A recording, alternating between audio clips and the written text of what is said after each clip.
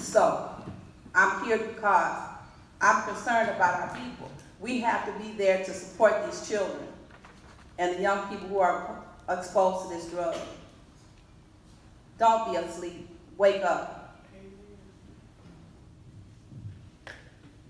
All right, now we're going to move into the drug facts. You guys have this in your folder. I'm just going to do the brief overview on the back. You guys can follow along with me so that we all know that these are the important points to remember in regards to synthetic cannabinoids. They're referred to as a growing number of man-made altering chemicals that can be sprayed on dried, shredded plant material or vaporized to get high. Synthetic cannabinoids are sometimes misleading, also with terms being known as synthetic marijuana or fake weed, because they can act on the same brain cell receptors. And they're also a mind-altering ingredient that can also be in marijuana. The effects of synthetic cannabinoids can be unpredictable and severe or even life-threatening, as Deborah has told us, and Sherry. Obviously, the impact that it has had on our community has either been death or having somebody being able to be there to assist and save a life, but that's not always the case. The only parts of synthetic cannabinoid products that are natural are the dried plant materials. Chemical tests show that their active ingredients are man-made cannabinoid compounds. Some of the things that are similar to marijuana and synthetic cannabinoids can be the elevated mood, relaxation, altered perception, and symptoms of psychosis. But there are also serious mental and physical health problems that can happen with this as well. Those would be rapid heart rate, vomiting, violent behavior, and suicidal thoughts. As we heard the woman speak in the video that we watched earlier, her son had suicidal thoughts as well as violent behavior and being in and out of psychiatric holds. And then also, synthetic cannabinoids can be very addictive. They are addictive. Some of the things that we've noticed is that behavioral therapies and medications are not specifically tested for treatment to these addictions. And so one of the things that we have here in this community that we don't offer are services for treatment for the need in our community. And so that's something that I think needs to happen because it affects our communities firsthand, and not having those options for treatment is a concern for us, and it should be a concern for everybody in this room.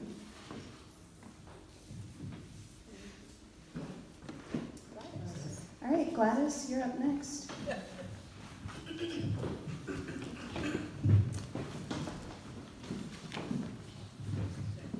I really don't have a lot to say. I'm with South Bend Heritage Foundation, and I also manage the Charles Martin Youth Center. And South Bend Heritage, we do affordable housing, but we also look at issues of concern in the community. And the Charles Martin Center is a space where we can address some of those concerns that affect our community right here in the neighborhood, where people will come and they will listen to make them aware of some of the issues facing our community. But in lieu of me talking, I invited one of our neighborhood people who live right here in this neighborhood, right about a block away. The person that Deborah is talking about, Deborah, you didn't know this, but her son is in the literacy program. And I'm not sure if she will come forward and talk. I talked to her, she said she's feeling very emotional. But Anise, we want her to share her story. And we first started talking about this, I didn't know that it was Anise's son that had passed away last year. This is Anise Carter. How you doing?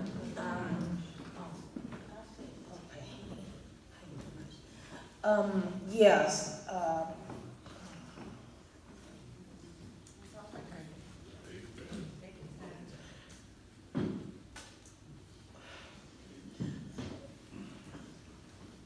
Okay, my son Anthony, he passed away in 2014. It was a Monday. It was January, and my daughter called me on the phone, and she said something's wrong with Anthony.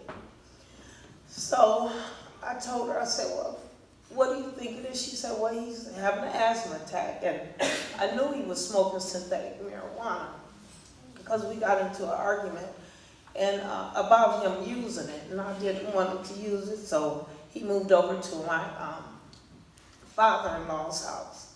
so he was closer to a gas station where he can get it.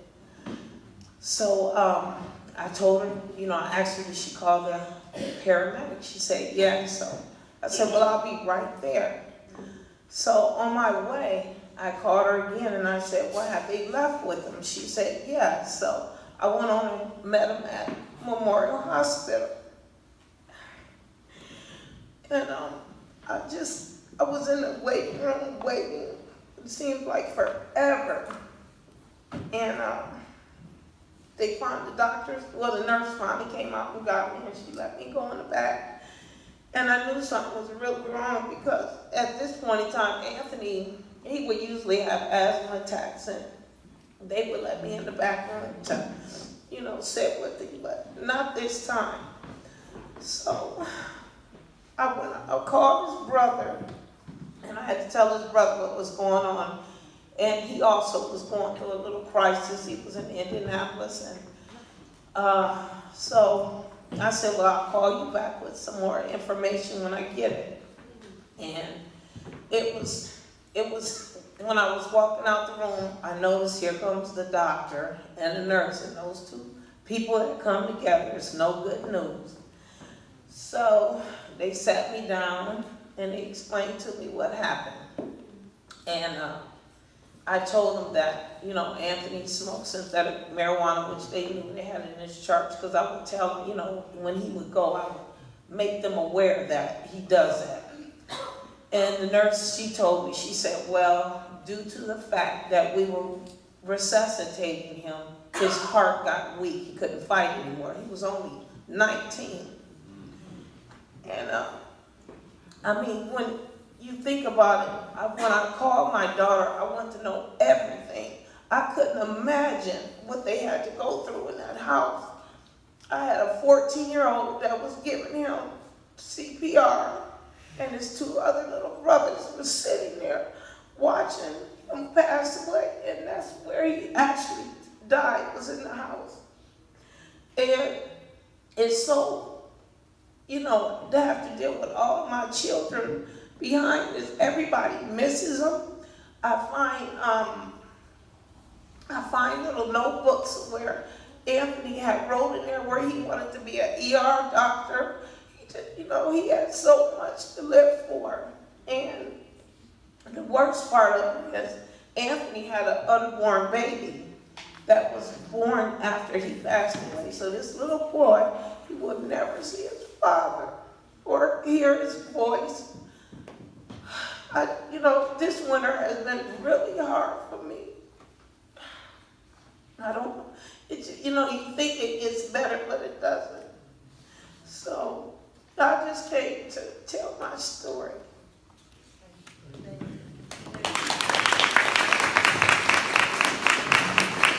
Thank you. We think that we asked her because we want you to know this is a reality. It's not something that Anderson Cooper just talking about. This is in our lives every day.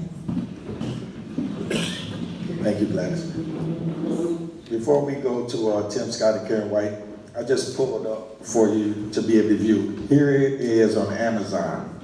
You can buy synthetic marijuana in a pound bag for $32 online. And it's all types, all colors. So one of the things we really got to look at is where are they selling this at? So I hope that during the panel discussion, we'll be able to talk about this some. Tim Scott. I'll turn it over to Karen White to start. I'm not going to say that much. I would just like to personally thank Ms. Carter for coming and sharing her experience. I wouldn't say it's a story because it's real. And we appreciate you and the courage that you took to come and stand to share an issue that is so critical within our community. I would like to say that I'm going to be sharing words in terms of how our sorority became involved in really, when you look at the title of this particular forum, it's a title that we've been using for over a year and a half, using the power of our voices. I think that's so important to know because there is power in our voices. And you will be able to hear about that power in regards to the incident that occurred in 2017. And because of that, because of individuals coming together with a commitment to really address this critical issue of synthetic marijuana, we were able to impact the city, but also most importantly, that we've worked very closely with city attorneys, with our own attorney, with the prosecutor. We have had over 8 months of working to craft and to really address this issue in terms of amending an ordinance that we have on our books. So again, we're committed to working collectively within the community. We're a group of professional African-American women who are committed to this community. And again, using the power of our voices. That's important again for you to know, because as a community, when we come together and we work collectively and we bring all our resources, all of our energies to address a critical issue within our community, we can bring about change. And as we begin to look at South Bend, Indiana, this is just one of the issues that we need to come together collectively to address. Education, healthcare, you name it all. But we have the resources in this community to address any issue.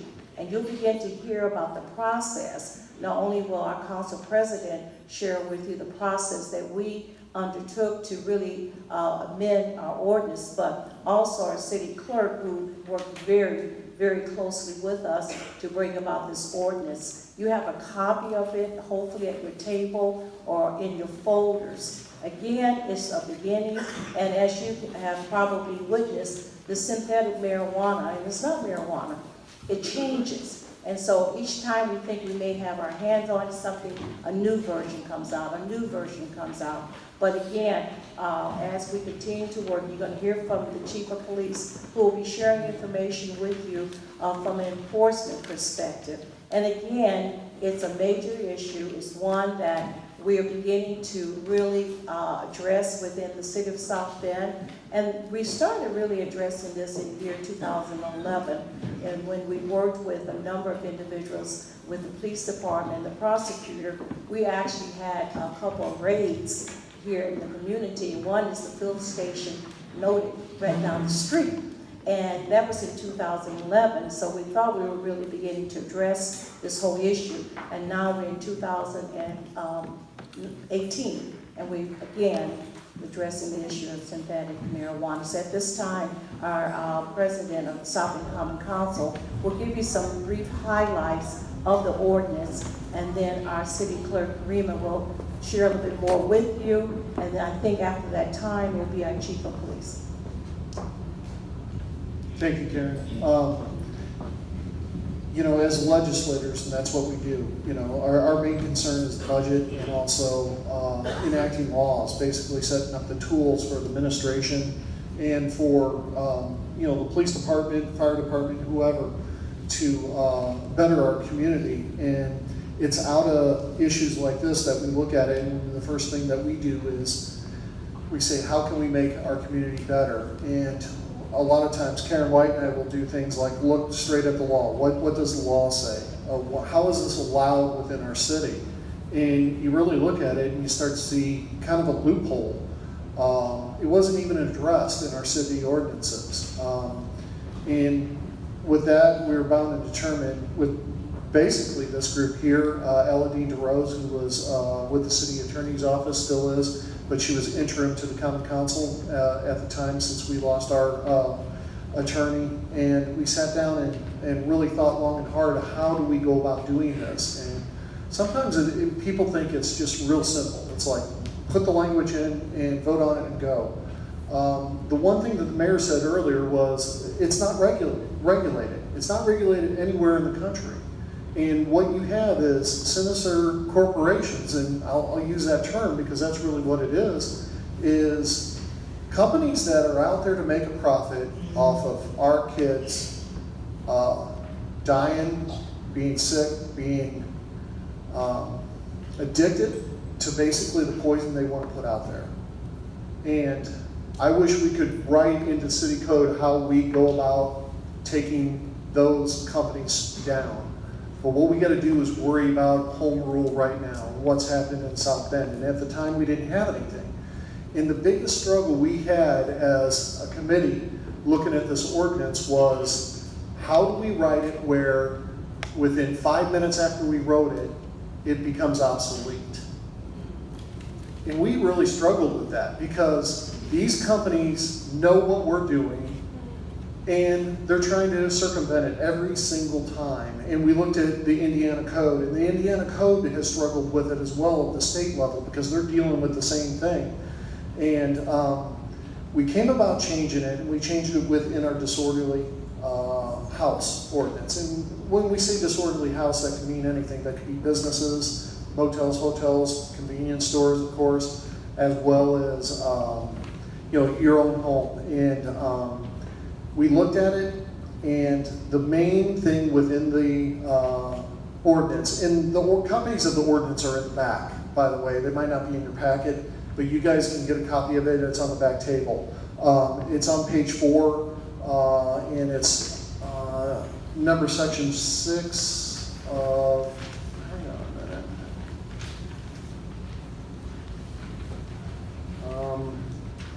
After violations O, and then line number 6, dealing in marijuana, hash oil, hashish, saliva, and then we added synthetic drug or synthetic look-alike substance such as cannabinoids. That was the key. And you think it's a really simple word, look-alike.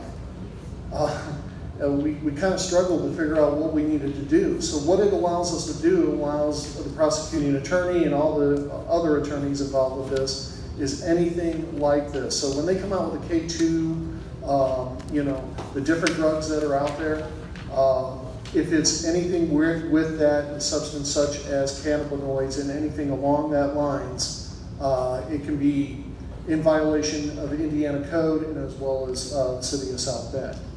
So with that, City of South Bend, Chief Ruskowski will get into the legal side of it as well, but there is also civil penalties that goes towards this. And we looked at it not for the victims, not the people. We want to help the people that are kind of duped into dealing with this stuff and using this stuff, but we want to get to the root of the matter, and the root of the matter are the people in the convenience stores, other places that are purposely putting this together and selling it.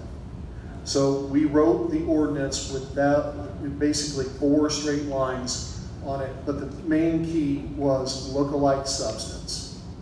Because what now these little sinister corporations have done, in this group I know is dedicated to doing, a lot of them are a lot younger than me, is look at this ordinance every year.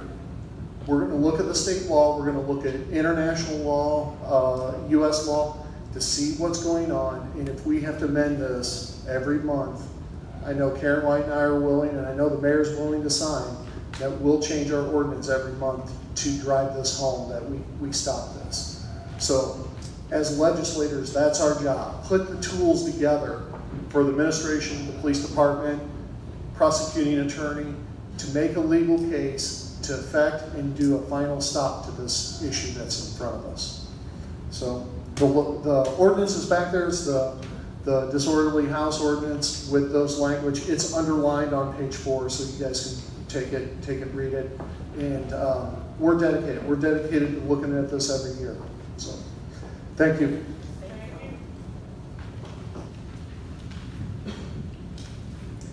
Karima Fowler, South Bend City Clerk. And I'm going to speak to you about the history of the ordinance, crafting the ordinance.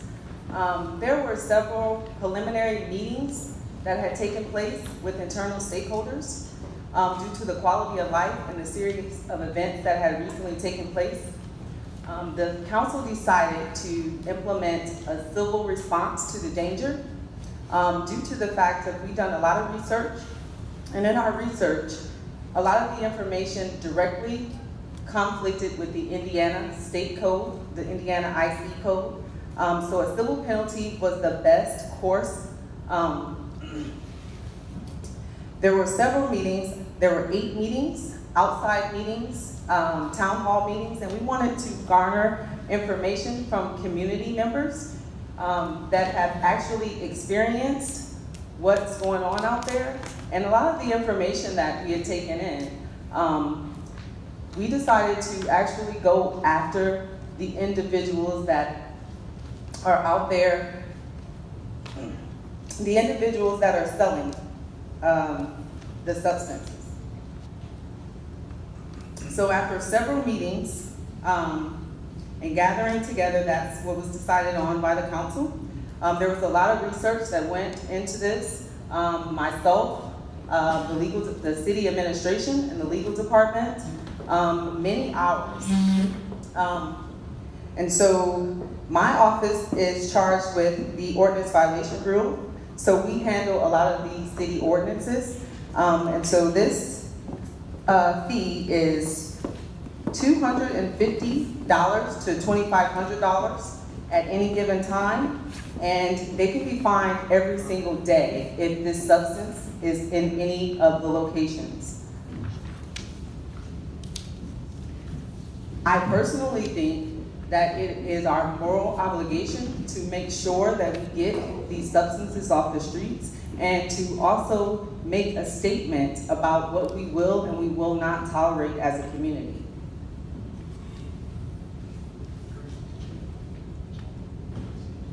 Scott Wiskowski, South Bend Police Chief. First of all, I'm looking over at the mayor. Gladys is behind him. Just a little background to the background.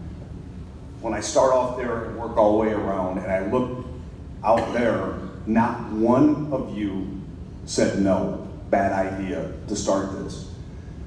This wasn't just with what the mayor and Sherry had to endure and other people, but you know what really struck me about that, not just the text message from Shay or the text messages that I got, or I see a judge here who mentioned it to me in more than passing. Mayor, that young man wasn't your kid, or Sherry's kid, or the judge's kid, or Miss Pfeiffer's kid. Wasn't even Miss Carter's. And I can tell you when I heard and knew, because I've been there, done that, as a cop, dealing with somebody, a kid who's ingested this garbage. That is somebody's kid. We, including me, I have 4 boys and 2 grandkids. I say to myself, thank God it wasn't mine. Everybody in this room probably said the same thing under their breath. Miss Carter probably said it before, but she can never say that again. This is the reason we're doing this, and when I reached out, I didn't know what else to do. But when I look at this table, again, Mayor and Gladys included, and Isaac, and again, a bunch of people out here, not one person said no. That floored me. As a cop of 29 years, I couldn't believe that somebody was like, hey, we'll help the police. So when I tell you, police should blank, police ought to blank, police need to be blank, I'm gonna give you one word, and I begged our community to do this, and we will, I promise, help. We will help the community. It doesn't work the other way around. This doesn't fall in the police laps. Those are our kids. The mayor and Sherry that day dealt with one of our kids. He may not look like me, may not be related, doesn't matter. He was one of my kids. Miss Carter's son is one of my kids. And I see one of our lieutenants back there, he knows exactly what I'm talking about, Ben. We came on together. And dealing with this as a police officer is, I'll just tell you, it's probably one of the hardest things to deal with because it's preventable. It's not just about the hypothetical gas station over here selling it to kids. This is simple supply and demand. And what are we doing to interrupt both? When we have over, I think, and I don't want to steal Kim's thunder, over 800 just last year affected by this garbage, that when they mix this, it's in a lot of times a 5-gallon bucket or old cement mixer. I use the same thing at home to clean up dog feces. And that's probably what they use. And they put over ethylene glycol, commonly known as antifreeze, windshield washer fluid, rat poison. I could go on and on and on. Ingest that. And how do we ever know? Because if somebody smokes this junk, and nothing happens, how do we ever know? More importantly, if somebody does, and something bad happens, how do we ever know? Because a lot of times, they make it to the hospital, and due to HIPAA and other things, we don't know these things. So what step is taken then? So as I speak to you, hopefully everybody got a handout of the synthetic drug protection agreement. One of the things that I stress, and I will continue to, we as police officers do not want to arrest anyone. That is a last resort, not the first. Prevention, intervention before detention. We are even giving businesses by this, and I'm the one that wrote this, and please feel free to mark it up and get with me afterwards and hand it to me before this goes to the Board of Safety to get their thumb up. They're already on board with it, but this is just a draft version, and I want to present that to them as soon as possible. But when something happens, like to Ms. Gardner, how do we know? Or then what? Because right now, we can't do anything. And I'm telling you that it makes me sick as a police officer and even more sick as a police chief to say that we can't do anything. Now, we have the ordinance, but if nobody tells us, how do we enforce it? Karima had brought up the prosecutor. I'm not going to speak on behalf of the prosecutor. That's a criminal penalty. We're looking at it from a civil matter. As far as I'm concerned, first things first. We give a chance at pre-redemption here. Stop it. Get rid of the stuff. We'll take it for you. We won't even put you in handcuffs. We're not even going to write you a ticket. But by this agreement, if we find out you're doing it again, you're getting hemmed up. That's the bottom line. Handcuffs, fines, and maybe prison. I'm sure you'll have questions afterwards, but I'll pass it for time's sake. Kimberly Green Reed, Beacon Health System. So for those of you who may not be certain, that is Memorial Hospital and Elkhart General Hospital in Elkhart County. So I'm coming to you today to explain a little bit about our process. The hospital conducts a needs assessment every 3 years. And what we found when we conducted the needs assessment in 2015 is that mental health was certainly a top priority. And so therefore we put together a means to address that need.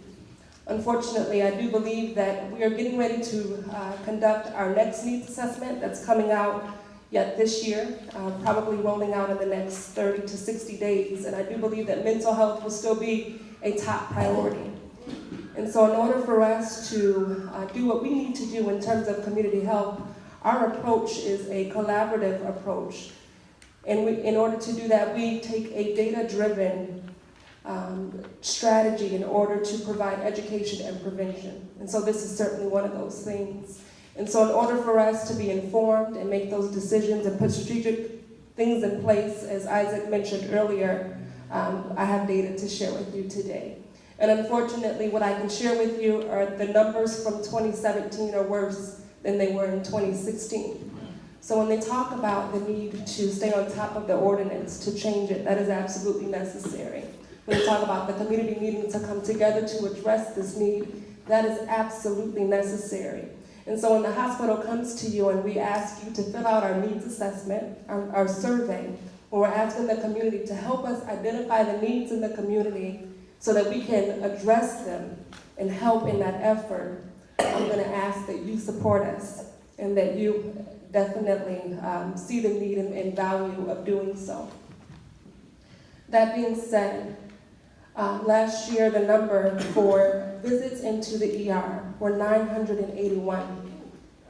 And that was in 2016. In 2017, the number is 300, roughly 300 more. So we're looking at 1,277 visits to the ER.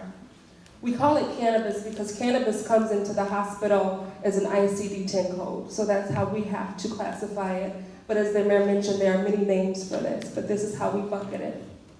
We look at abuse, and so abuse is any psychoactive approach or psychoactive reaction to the drug when the individual came into the ER. And so that number is 433 compared to 398 in 2016.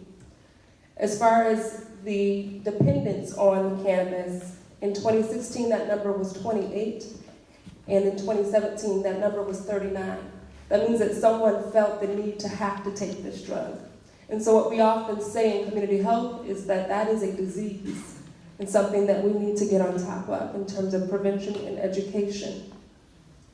When we look at the unspecified use of cannabis, and so sometimes it's just difficult to classify the use in one of the two buckets there, whether it's abuse or dependence. And so that number is listed at 555 for 2016 and 805 for 2017. So there's work to do. Following, we have a breakdown in terms of gender. So for males, we saw a rise at 738 in 2017. We also saw females at 539. That number has rose. For whites, there was 652 diagnoses. For blacks, it was 502. That number rose. When you look at the age, 12 to 19, 203, 20 to 29, 363, 30 to 39, 263, 40 to 49, 188, and 50 plus, 260. So I bring this information to you today to say that unfortunately, every single category rose. There's something that we need to do. So I'm glad that you're here today, and I want to thank Ms. Carter for sharing your experience, because I think that's the information that we need in order to move forward.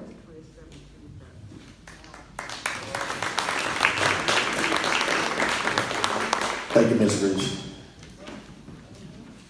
Here in the city of South Bend, you could buy 2 ounces of synthetic marijuana, or what they call tooch, for $3.95 at a local gas station, store market, right in our neighborhoods. And it can go all the way up to buying 2 pounds, up to $1,500, delivered to your house, UPS. We have a serious issue in this community, and I'm glad that we have the knowledge and the wisdom sitting at this panel, and that we have the leaders in our community that's willing to step up and try to do something about it. One of the things that, the next thing that we're going to do is we want to hear from you guys. We want to hear from the community and your thoughts on the subject. One of the first things I want to ask one question: how bad is the addiction of this drug? Who would like to answer? It's worse than heroin. So it's a very short-lived high.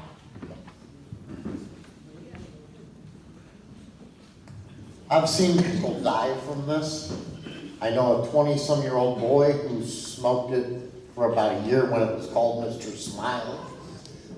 He was a family friend of mine. He had a very severe stroke. He's now basically paralyzed, almost a vegetable for the rest of his life. I've watched people here under the bridge. You all know about the tent city. I spent 2 years underneath that bridge and around town with people, watching them get stoned and high on this stuff. They're not just buying it in the little quick marts, it's being made in the homes, it's being sold on the streets. These people smoke this, and the effect lasts for maybe 20, 30 minutes. And the sad part is most of them, when they smoke it, within 5 minutes, they're almost unable to even function and move, almost like they just pass out. A lot of them do. I have pictures that I took walking by right in front of the Kovalevsky Stadium of a gentleman who had just smoked part of a joint.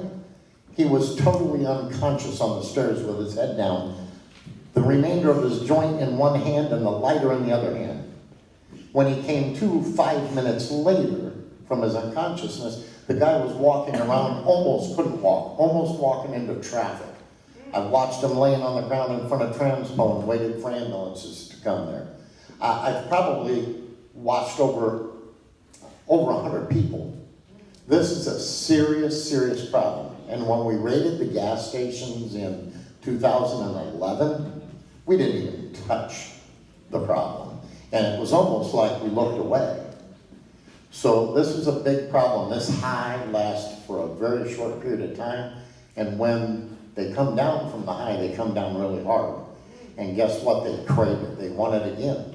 The mental health problems, I don't even want to get into that because I've been dealing with trying to get some mental health services for someone since September the 8th. So that's one of the big factors, is a lot of these people, especially the homeless, have very serious mental health issues, and we have a huge lack of help for them. That goes back to the Ronald Reagan era, whether anybody wants to hear it or not. Instead of fixing a problem in the places that house these people, when their families couldn't, we just shut them all down. Where do you think those people went? They went out in our streets. That's why we have the homeless problems we have. There's a lot to this, but this is a serious drug. It's killing people, it's crippling people, and you know, we can write all the ordinances we want, and I'm not here to bash the ordinance, but once it's written, are we going to enforce it? How are we going to enforce it? Scott, me and you have had discussions about this. I've talked to many of your officers on the streets about it. And guess what? I've always been told, hey, our hands are tied. Our hands are tied. So my question to you, Tim Scott, you said this look-alike was your key factor. Is this going to allow Scott Ruskowski and his team to come out and actually do something about this? When you open a tent and you see the pipes that they're smoking it out of it laying there, and I get told, hey, we can't do anything, because guess what? They're gonna tell us they smoked tobacco out of those pipes. We all know what they were smoking out of it. But guess what? Their hands were tied. They couldn't do anything. So we gotta do something to untie the hands. And I hope this does it. I want to answer this question, how we're going to enforce the use of this law, this ordinance. So again, it's multifaceted. One, there's criminal nature. Two, there's civil nature. The ordinance gives us the backbone for civil nature. But somebody needs to, if they see something, to say something. Police officers, so I appreciate what Jesse said, but the same police officers that you want to do something are the same police officers that are complained on for doing something.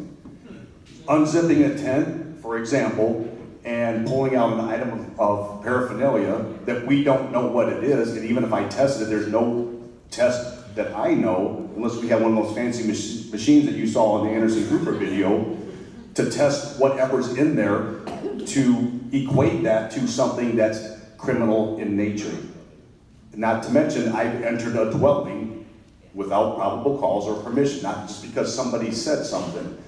This is, again, the unfortunate part. So voluntary compliance is exactly what we're looking for when it comes to businesses, when it comes to maybe something online. But more importantly, it starts at home.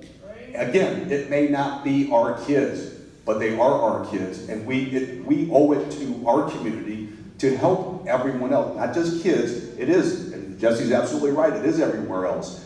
And what people may not see is the simple fact that we, as police, deal with the after effects. Not the zombie state, because we do, and then we call in medics, and then they end up at the hospital. But the aggressive, hallucinating, schizophrenic, paranoid, where we have to intervene because nobody else does. You call us, and rightfully so, we respond. On that call, when we respond, that's when the cell phones are out, that's when everything else goes. Why did the police fill in the blank?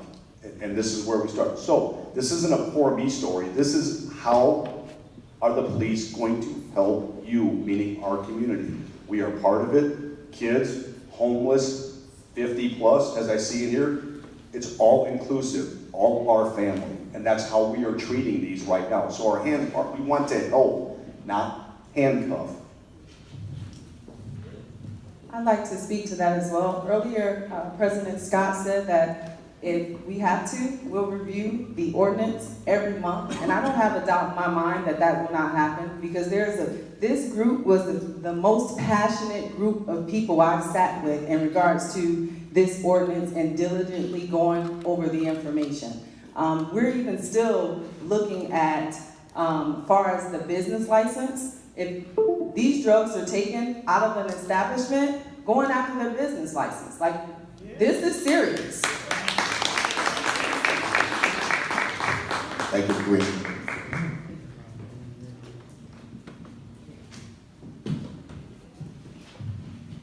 Good evening, I'm Sharon McBride, the Director of St. Joe County Corrections Ducombe Center.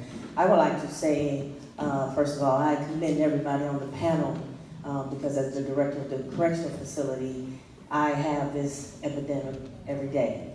And I would like to say that I'm very hopeful that the police, they have been responding to our situation almost daily. So one of the things that is complicated for us, they change the drug all the time, that it's not being caught from a simple drug test. The only way that it's being caught is like through blood work at the hospital.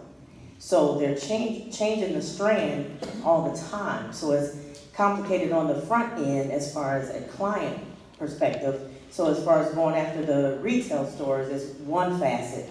But I would like to commend you all because the police department does a great job and we are putting people back in jails or prisons and prosecuting for them having it in the facility. One thing that we're trying to work on is funding to get a full body scanner because we cannot help if they ingest the drug or plug the drug.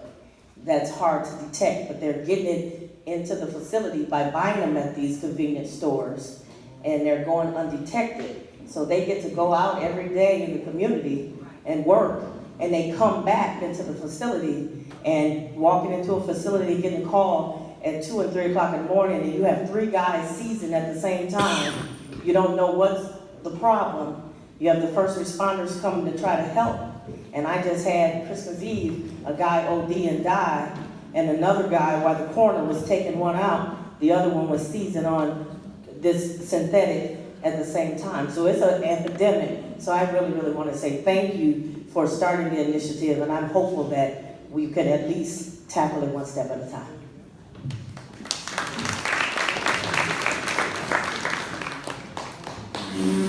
I'm gonna try to stand up here. Okay, sorry about that. Melvin Blakely, I'm a minister at New Bethel Tabernacle Church. Also, I'm a former 20-year police veteran.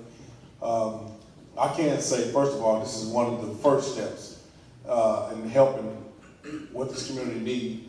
I spent 20 years as a police officer. I have seen several situations where synthetic marijuana has been a cause of a lot of, not just young people, all type of ages have been affected by this drug.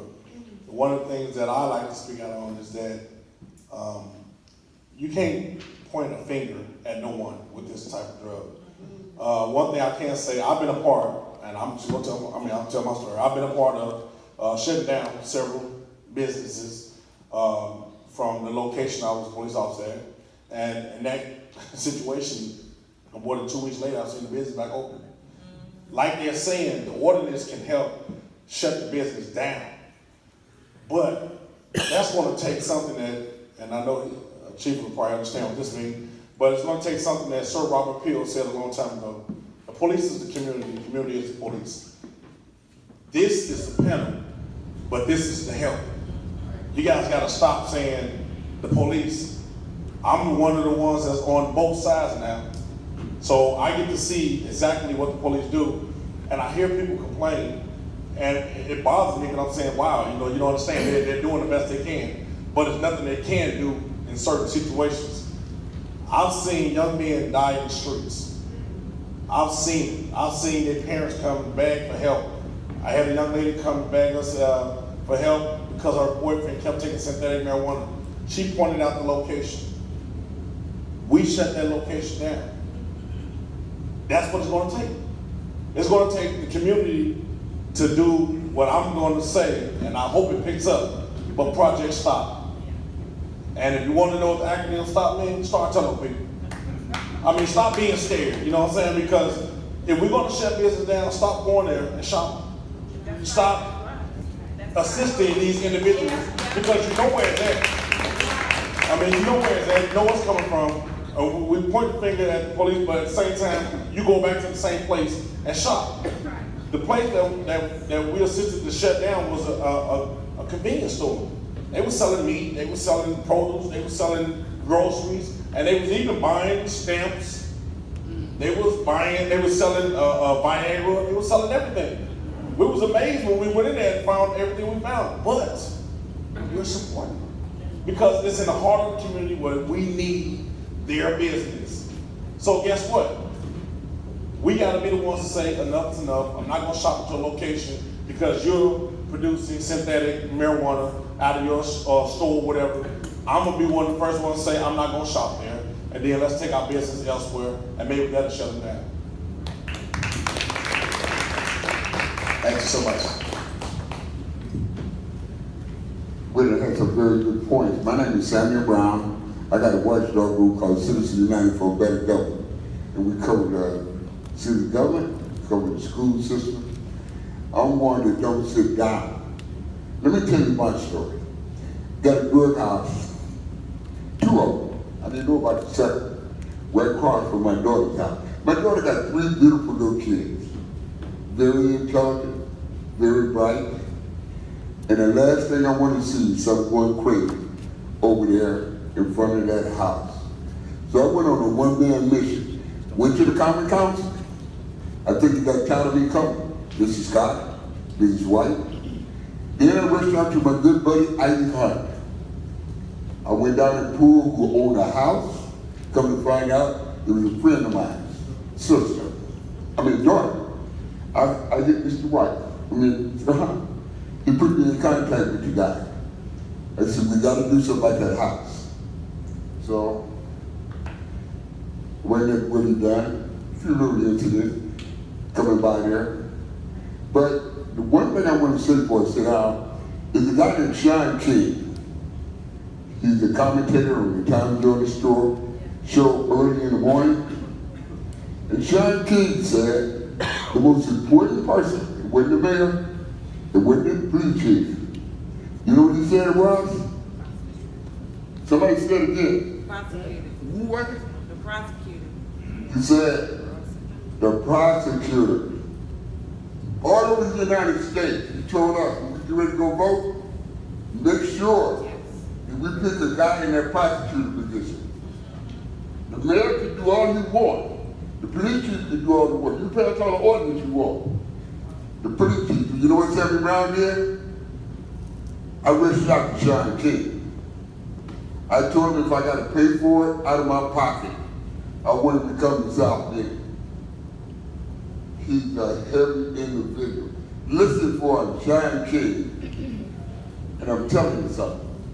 We the community, I've been wanting to tell you. I'm not scared. You can ask him about me. Thank you.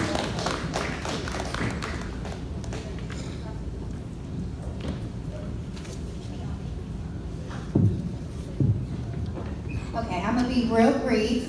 My name is Shay Davis, and I'm talking from a personal experience. There was an incident that happened last year, and I contacted Chief Oskowski. I think we talked on the phone for about an hour that night. And then I ended up contacting Gladys Muhammad, and I said that there's something that we should be able to do with this. And so I asked if we could go forth with it with the coalition. And then things went forward from there. But what happened was, I'm really close with a friend of the family. And this individual is addicted to synthetic marijuana. And there was an incident that happened at this residence one night where they call it another episode, where he goes into these sweats and vomiting. The vomiting is actually green because it's the chemicals that is coming out of the body that they constantly vomit, and it lasts for about 24 hours. So when Isaac asked the question about how addicting is this drug, it is very addicting. This individual actually was on the drug because he was on paper, and he wanted to pass a drug test. Probation. He's on probation. So he has to go in, weekly, take a test, pass it. If he doesn't pass, he was terrified that he would go back to jail. So he's trying to prevent from going back to jail. See, people who know me know I'm not judgmental, and so I'm gonna help you as much as I can to get back on your feet. And so this individual I was helping to get back on their feet, get a job, get things going, but they were on probation and they had to pass a drug test. So the thing is, they say that once they come off paper or probation, it's so addicting that they don't even want to go back smoking the real marijuana. That's how addicting it is. So this individual is now off paper, and they have tried to go back, you know, to the real marijuana, and they can't. It's that addicting. They need help. They need to go somewhere to get help to get off the substance. And so I'm really pleased that they move forward, you know, with the ordinance and trying to find solutions and help Kimberly, you know, as mentioned. For these individuals, they don't want to be like this, and they don't want to be on this substance, but it's that addicting. And it's all in the communities, and I asked, well, where are you getting this stuff from? And they're getting them from in our neighborhoods. Different locations all in the community. They can go, and as small as a dime bag or whatever, it's like $10. It's real cheap. It's cheaper than the real stuff. And a lot of people use it because it's cheaper than the real stuff as well.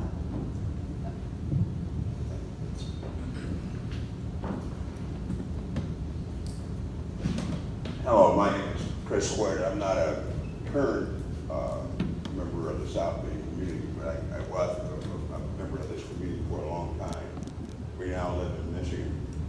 One of the things I think is fantastic that you guys are doing, because you're dealing with what we call an escape. And what's happening here is we're allowing something to escape. How you deal with stopping something permanently is stopping it from being made. So we need to have the same emphasis being placed on preventing the drug from being made, because what we're dealing with here is escape. I would like to see this community come together. It's going to take a different set of mindset. Some of your chemical and your doctors, they're going to have to get into a situation where the drug itself, it has no value, has to stop being allowed to be produced. That's how you stop a non-conformance. We're talking about here dealing with an escape. And I tell you something, if something is made that's negative, it will escape, regardless of what you put in place. You have to stop it from being made. So you have to go back to the root cause of this problem, because what you're allowing it to do is the chemical to be made. Thank you.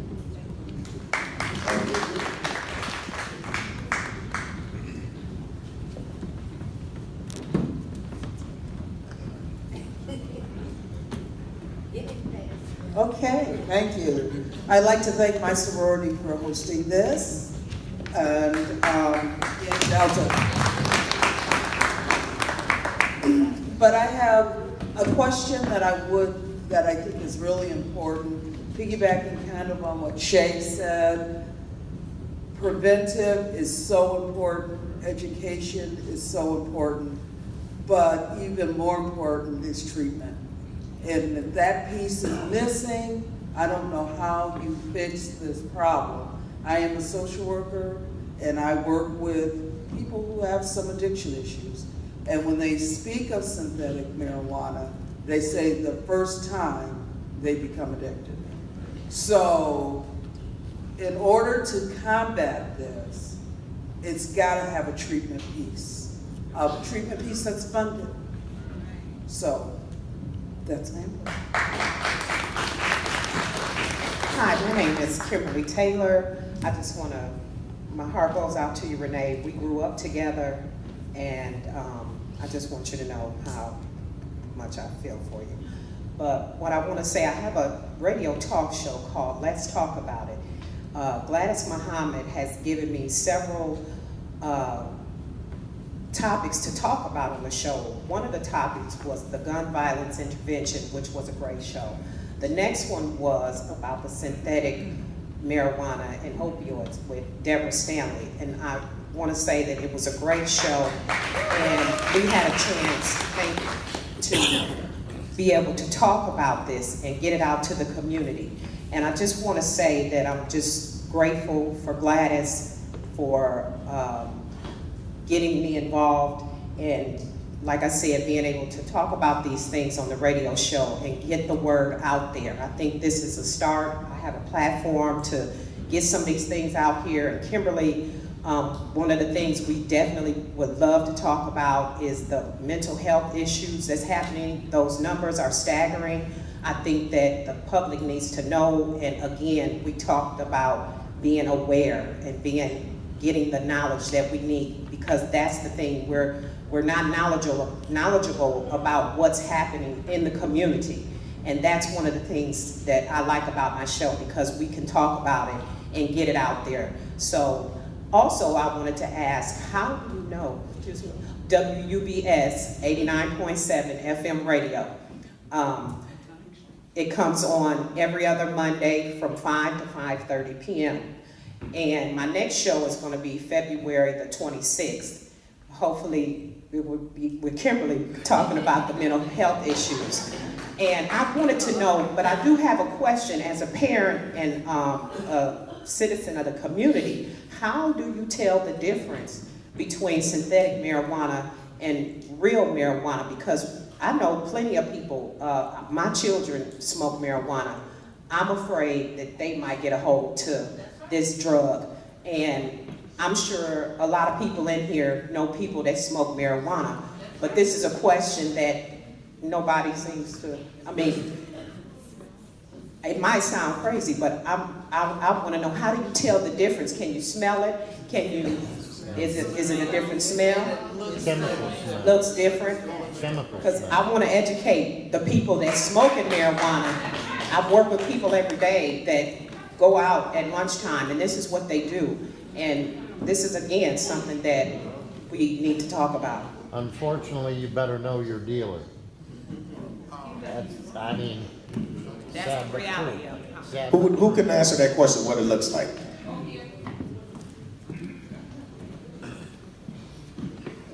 And then we come to you, Gladys. Well, the synthetic has various, it comes in various different looks, K2 and spice and everything, but the one thing that's distinguished about marijuana is marijuana have a distinguished smell. And you would know that smell, because even if a person was sitting in this room right now with marijuana on a person, you would smell it, you would know that smell. Synthetic, that's the most scariest thing, because it really don't have a, I don't know if it's changed or not, but it don't have a strong odor at all, because, you know, I mean, even though they smoke it, you won't really tell. I've seen, matter of fact, I have witnessed individuals who have smoked synthetic marijuana and can be standing right next to you, you would never know. And their attitude would just change completely. But marijuana has a distinguished smell that emits from a person, and it's a smell that you'll know, and you'll smell it every time. That, I mean, I guess you could say it's like, smell like a skunk, you know, marijuana does, you know. But synthetic, that's the creepiest thing, because it don't have a smell. And a person could be smoking it, and you wouldn't even know they're smoking it. It also looks more like a herb, like a seasoning almost. It's more fine grained, and it has more colors in it as well. I just want to make a comment. I want to know, can you sue them? If I was watching TV the other day and they said this store, LL Bean, people were suing them because they changed their policy that said you can't bring nothing back to that store after a year. Now, if you can sue somebody because you done bought something 2 years ago and you can't take it back, and you can sue that company, we ought to be able to sue these people for selling that mess. If you can prove that they got it from there, your child got sick, we ought to be able to sue them, because it's about that money. We can sue them out of business if we don't do nothing else. That's all I want to say. Ms. Clark.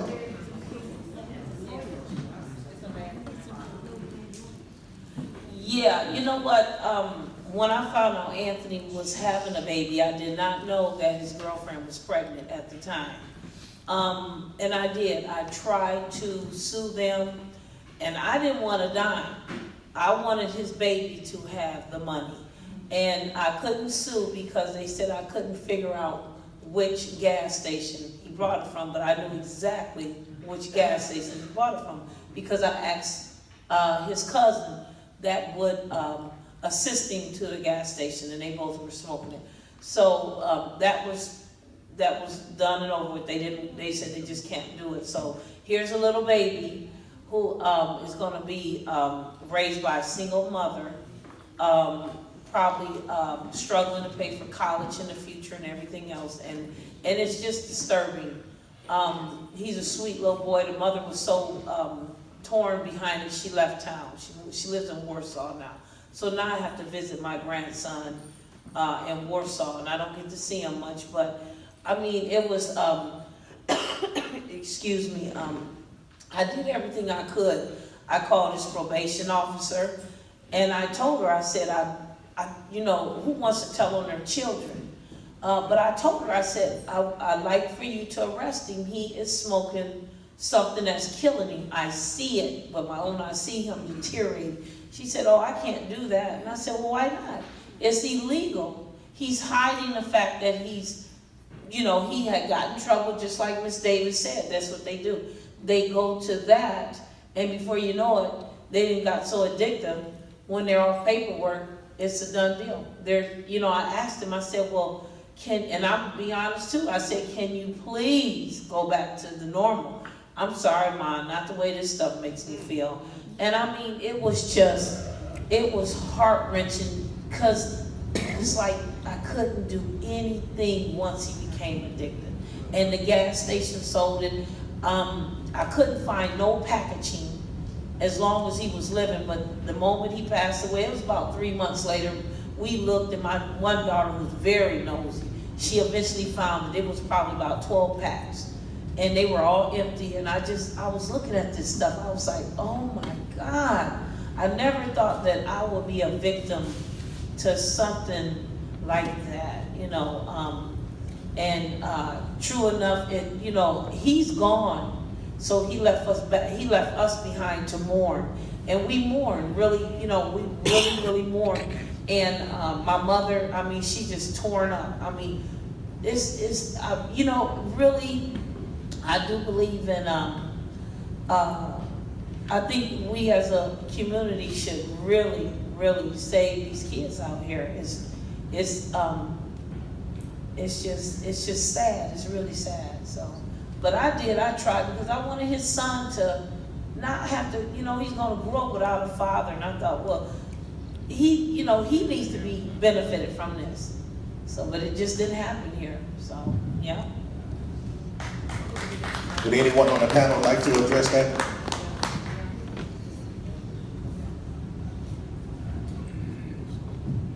So everybody saw the Anderson Cooper video, and if you've seen packages of this stuff, it says not for human consumption, collector item. All these other words on there are put on there by, you know, this sinister corporation. They're not going to put on there made by Scott Ruskowski Inc., you know, 711 Forest Avenue. They're not going to have their manufacturing where you can track this stuff down, you know, code numbers, anything to track this down to FDA standards or anything like that. They're putting it on there because they got some sinister lawyer to go put not for consumption on here, and if they abuse it, like a Tide Pod or anything else, they're not liable. They're playing the game, and they got some crafty lawyers to market this stuff that way, when we all know that everybody's going to look the other way on that and abuse this stuff.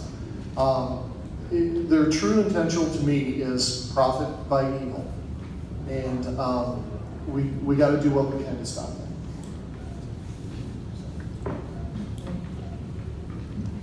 that. Also, during the review of the ordinance, one of the things that makes it really tough in regards to enforcing, but also as far as the lawsuit, these substances are not illegal. That's part of the problem. They're not illegal because they keep changing the chemicals. So when they take it out of the store, they put it back in with new chemicals, then it's not an illegal product. So that, in regards to suing, that really makes it really tough as well, because it's not an illegal product. And as Tim Scott said, on the packages, it clearly states not for human consumption. So that makes it really tough. I was glad to hear that Deborah Stanley, that you spoke about opioid addiction as well as synthetic marijuana, because what I recall from 2016 data was that synthetic marijuana surpasses those numbers, and so that's absolutely accurate. I need to verify that for 2017 data. As far as treatment goes, do you know that there are conversations being had? We realize that there's a long, long wait list, and the wait list is just not practical, because by the time that person does get an appointment or individual has an appointment, it's too late. They've already had a relapse, and so that's a conversation that we're having. On October 19th of last year, we had a plunge on opioids, but it turned into, and Chief was there, Deborah Stanley, Isaac was also present, but what it turned into was a conversation about substance abuse overall. And the big takeaway from that meeting was that treatment is absolutely where we need to be. And so I do know that there's conversations right now. John Horsley is from Oakland, he's the director there, and he is familiar with synthetic marijuana and treating patients. And so I know that he's working on some things, and I don't have all of that information. My office, my department is the community health prevention education side of it, but I work closely with those on treatment as well, at least getting that information. And so as soon as I have more information to share on treatment opportunities, I will certainly do that. Thank you, Kim. I just want to tell one quick story before we close it out. I had my nephew come into South Bend. Did you have something to say, Deborah? I didn't see you. I had my nephew come, was in town from Atlanta. And I deal with this on a regular basis with some of my guys and women that comes to our program. And we went through probably 5 stores and gas stations in this neighborhood. They wouldn't sell it to me, but they sold him some of everything. And Councilman Scott is correct, and Chief Rikowski is correct. They sold him Viagra. They sold him synthetic marijuana. One gas station, literally you could buy it in the front and pay it in the next gas station. They right next to each other. Go to the liquor store, pay for it, and pick it up at the gas station and leave. It's all up and down Lincoln Way. It's all up and down Albert Street. You know, and we literally, it didn't take him 3 minutes to go in the store and come out with these items and get in the car and we pull it off. So we really, and I'm glad this discussion is happening, because it takes a community effort to get this problem under control, right? So we have to be diligent, and we have to be straightforward and conscious and be direct about what we're trying to accomplish. So we need the community support. So Deborah, you have the last, and then Karen White will turn us out. We'll close us out. We had a party, y'all. So, as Jim Brown said to Richard Pryor, what you gonna do? What you gonna do? And so yes, that is meant for all of us. And so I would like to challenge the Deltas in terms of their community service to begin to mobilize the community. Because as the mayor, the city council, the police have said, there's only so much they can do. The other half of the issue, the problem, belongs to us. It is our neighborhood. We can shut them down. We know who they are. We can pick it, and again, we all work with folks in this community. And I'm willing to stand in front of all of these little munchy marks one at a time and block their commerce, even though the mayor can't do anything to block commerce. There is much that we can do because we know who they are. We know how they target depressed communities. They know where to plant those businesses. And I remember when they added this last gas station on Western Avenue, the community said no, no, no, no, no. But anyway, so somehow they got the permit. But again, and it's bringing more negativity into our community. So I am willing to help. I'm willing to recruit folks. We need a specific strategy. We need a plan. We need to shut them down one at a time. So Karen White will close us out and highlight where our next steps is. Thank you. Well, first, I would like to thank everyone for coming out. The weather was not the best, and you pushed yourself to come to hear about this very important issue within our community. I would like to thank our mayor. I would like to thank the panel members for sharing. And let's give each one a round of applause. Really appreciate you coming. We appreciate the media for being here, but most importantly, we appreciate each and every one of you for being here. This is a community issue, and the question has been posed, what are we going to do about it? First, we need to educate our community, especially our young people, and our parents and our schools. So we're planning to continue with the message in terms of using the voice of our power. We'll have additional forums, but I think it's time for us to wage war, okay? And it's a war. You know, we're in a battle. And how many of you are willing to fight? I need to hear you. Are you ready to fight? We've got to take back our community.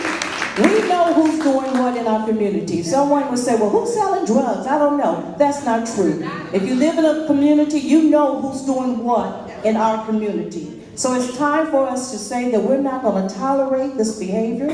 We're going to take back our community. We have to do it. We can't do it for ourselves. We've got to do it for our children. They're counting on us.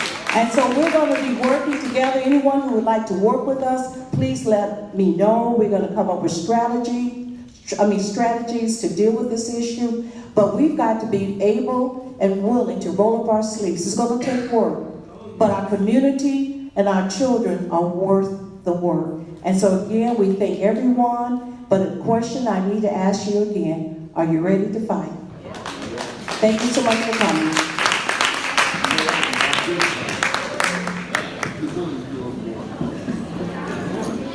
Yeah. Oh, help yourself to refreshments. I'm sorry.